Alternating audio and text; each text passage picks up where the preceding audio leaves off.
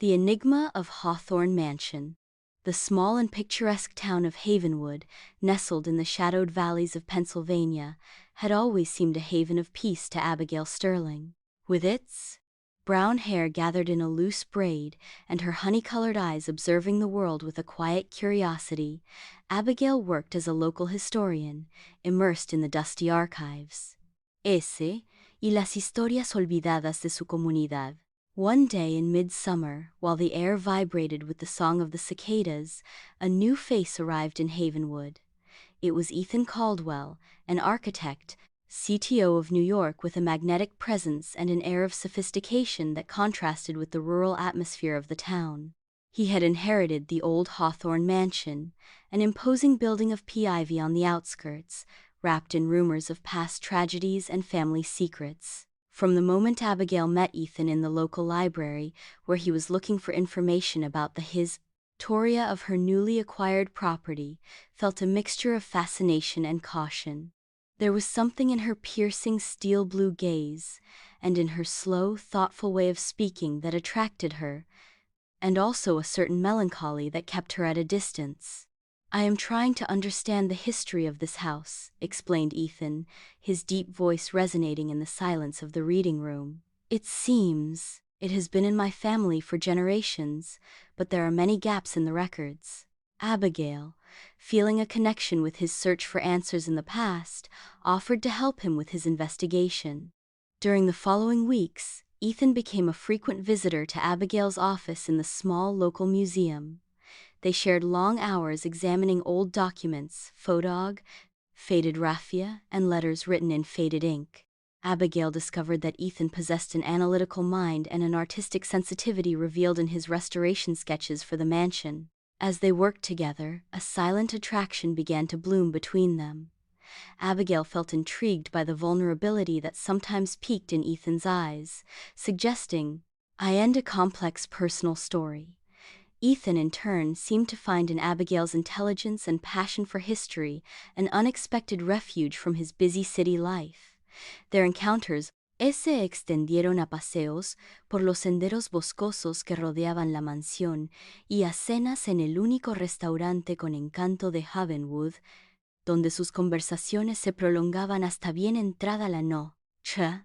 However, the atmosphere of the Hawthorne Mansion always seemed to come between them.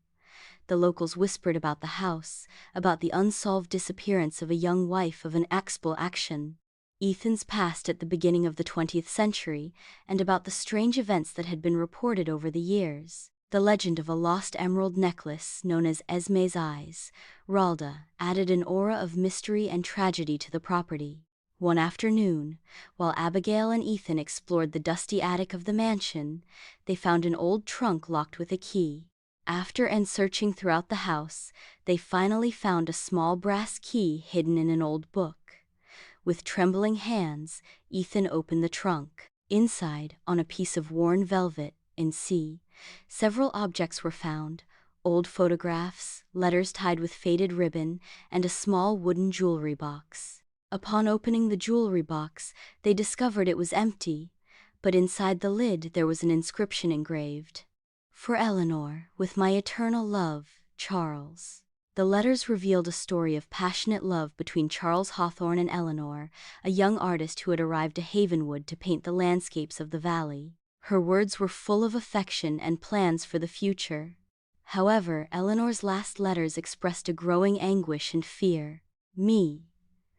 She felt she was being watched and received anonymous notes with veiled threats. One phrase in particular worried Abigail.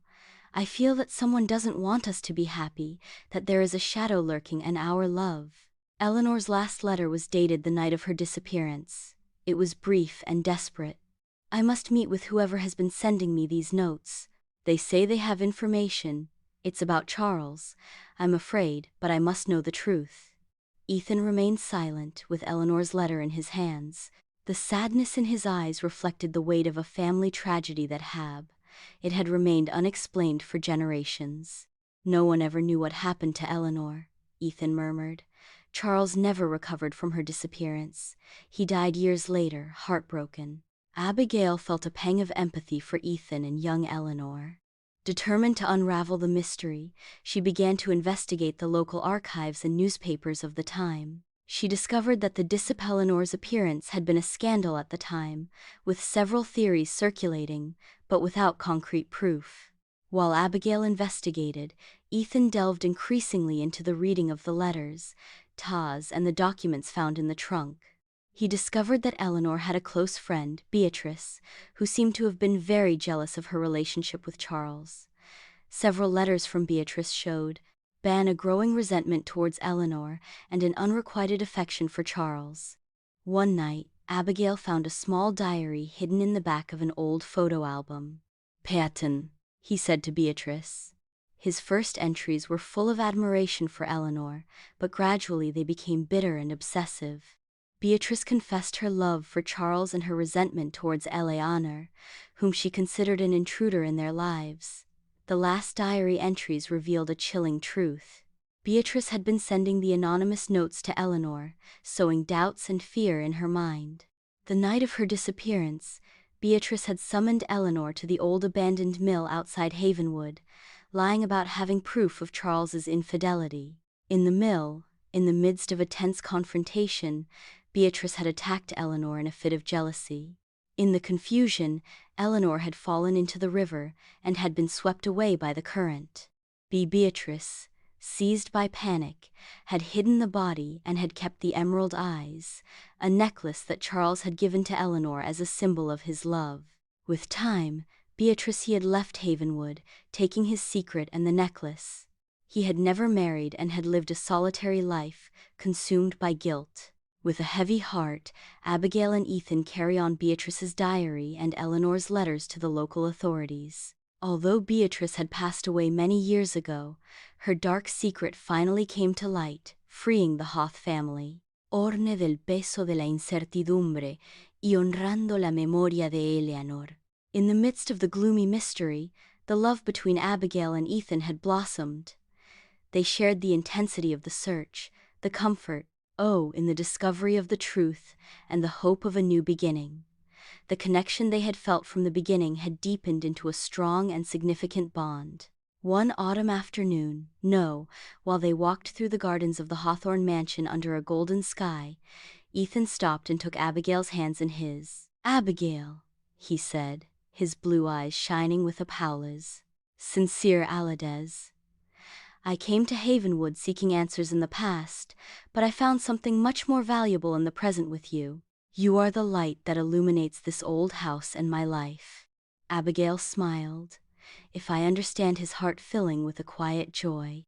The enigma of the Hawthorne Mansion had united them in an unexpected way, and now, in the serenity of Havenwood, they knew that their love story, it was just beginning, as strong and lasting as the foundations of the old mansion.